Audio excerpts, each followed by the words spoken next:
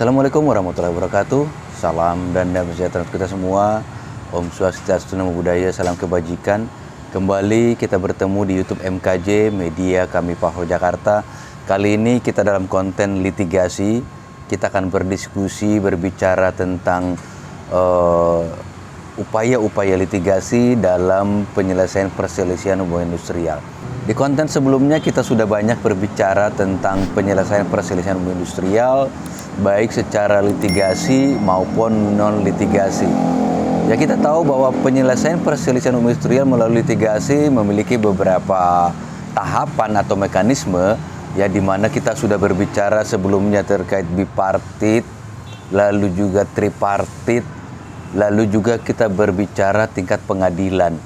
Kita sudah berbicara bagaimana tahapan-tahapan di peradilan hubungan industrial, ya secara umum adalah berbicara hukum acara perdata dalam hal ini. Ya, kali ini kita coba berbicara sedikit tentang apa sih yang kita bawa dalam ketika kita berbicara ranah peradilan. Sebelumnya kita sudah bicara tentang surat kuasa menjadi sesuatu hal yang wajib atau harus ada di sana. Kawan-kawan boleh menonton lagi apa yang kami tampilkan dalam konten litigasi, yaitu bicara kuasa. Kali ini kita akan bicara tentang gugatan. Tentu gugatan menjadi salah satu hal terpenting ketika kita berbicara penyelesaian perselisihan hubungan industrial melalui ranah pengadilan hubungan industrial khususnya dalam hal ini. Ya, pengertiannya sendiri adalah gugatan adalah permasalahan perdata yang mengandung sengketa antara dua belah pihak atau lebih yang diajukan kepada ketua pengadilan, di mana salah satu pihak sebagai penggugat untuk menggugat dan pihak lainnya adalah sebagai tergugat. Gugatan itu sendiri terbuat dari beberapa bagian. Ya, bagian pertama tentu berbicara tentang subjek dan objeknya, menerangkan ya data diri si penggugat maupun tergugat. Di sana dijelaskan semuanya di sana, ya, subjeknya, identitas para penggugat maupun tergugat yang akan digugat di dalam hal sengketa ini. Bagian selanjutnya dalam kerangka gugatan disebut dengan posita. Posita sendiri disebut juga dengan fundamentum petendi, yaitu berisi dalil-dalil yang menggambarkan adanya hubungan yang menjadi dasar untuk yang menjadi dasar atau uraian dari suatu tuntutan.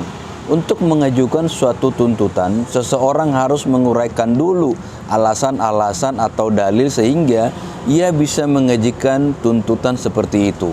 Artinya begini, dalam posita ini si penggugat harus menjelaskan ya terkait dalil-dalil, dasar-dasar, alasan-alasan dia melakukan gugatan.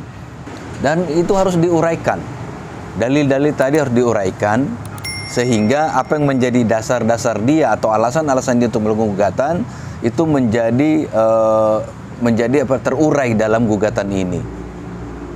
Lalu yang ketiga adalah dalam gugatan, kerangka gugatan adalah disebut petitum. Petitum gugat disebut juga diktum gugat. Petitum gugat merupakan kesimpulan gugatan yang berisi rincian satu persatu tentang apa yang diminta dan yang dikehendaki penggugat untuk dinyatakan dan dihukumkan kepada para pihak, terutama para pihak tergugat. Nah, dalam diktum atau petitum, biasanya kita sebut petitum sebetulnya, ini lebih kepada itu tadi seperti dikatakan terkait tuntutan atau gugatan kita kepada tergugat. Ini bisa bicara nominal atau nilai, ya, atau juga berupa sanksi yang kita gugat atau kita mintakan kepada ketua pengadilan untuk dijatuhkan kepada tergugat. Ya, ini ini adalah sebagai penghantar yang saya sampaikan terkait apa yang disebut dengan gugatan berserta kerangkanya tadi.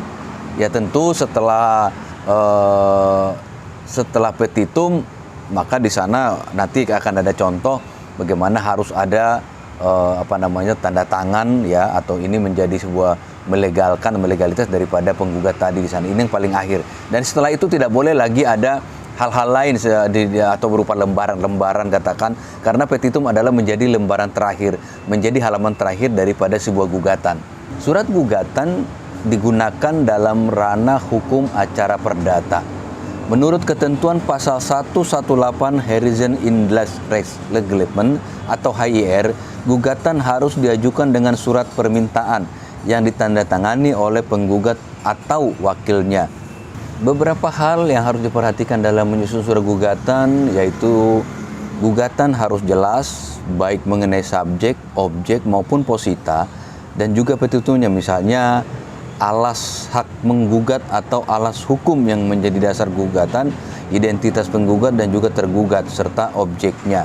Gugatan harus baik mengenai subjek, objek, posita, dan petitumnya.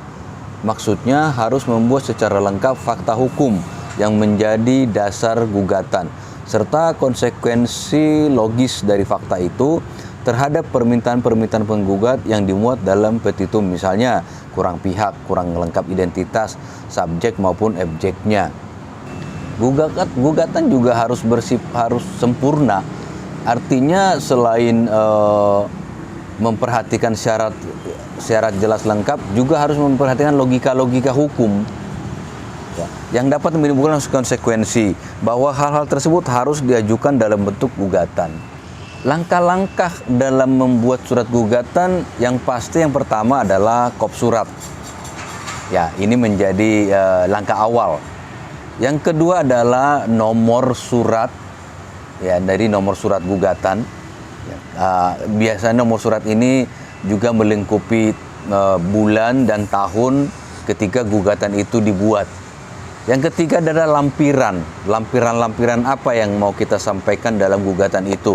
Yang keempat adalah titel atau hal gugatan. Judul harus diperhatikan dengan isi karena harus sesuai atau sinkron agar gugatan tidak menjadi kabur atau obscure label. Yang kelima adalah tanggal dan kota di mana gugatan tersebut dibuat. Yang keenam adalah alamat tujuan gugatan. Gugatan harus diajukan kepada Ketua Pengadilan Wilayah Hukum tempat kediaman atau tempat tinggal tergugat. Jika tergugatnya lebih dari satu orang, maka penggugat dapat memilih salah satu dari tergugat. Yang ketujuh adalah salam pembuka. Yang kedelapan adalah pengenalan identitas penggugat dan juga kuasanya. Yang kesembilan adalah penyebutan identitas tergugat atau juga kuasanya. Yang kesepuluh adalah uraian duduk perkaranya atau dalam hal ini kita sebut posita. Yang kesebelas adalah uraian apa yang diminta atau dituntut, atau disebut juga dengan petitum. Ya, tadi saya sudah jelaskan apa itu petitum. Ini adalah bagian ke-11 dalam tahapan-tahapan kita membuat sebuah gugatan. Yang ke-12 adalah salam penutup. Yang ke-13 adalah nama terang penggugat atau kuasanya. Setelah surat gugatan selesai, maka harus ditandatangani oleh penggugat ataupun kuasanya. Dalam pasal 118 ayat 1 HIR, dalam hal penggugat buta huruf, maka gugatan diajukan dengan lisan kepada ketua pengadilan. Kemudian ketua pengadilan mencatat gugatan itu atau menyuruh orang lain, pegawainya, untuk mencatat pasal 120 HIR. Lalu dibubuhi cap jempol, cap ibu jari penggugat dan dilegalisir oleh ketua pengadilan. Kawan-kawan, itu tadi sedikit atau ringkas diskusi kita terkait gugatan. Ya, harapan kita adalah apa yang kami sampaikan dalam YouTube MKJ ini menjadi sebuah pengetahuan tambahan untuk kawan-kawan buruh, bahwa kita akan selalu berbicara tentang, kita akan banyak membahas tentang penyelesaian perselisihan hubungan industrial di konten-konten kita di YouTube MKJ ini. Mudah-mudahan apa yang kita sampaikan bermanfaat untuk kita semua.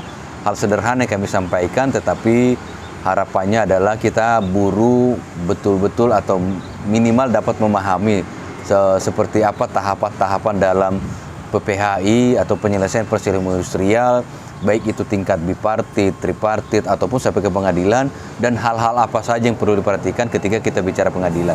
Selain surat kuasa, lalu juga terkait saat ini kita sampai gugatan, tahapan-tahapan dalam pengadilan, lalu upaya-upaya apa yang ada dalam istilahnya upaya-upaya apa yang dapat dilakukan dalam pengadilan, yang tentunya harapan kita adalah apa yang menjadi gugatan kita, tuntutan kita mendapat perhatian dari hakim yang mulia atas dasar keadilan. Tentu sebagai penggugat kita berharap gugatan kita, tuntutan kita dikabulkan.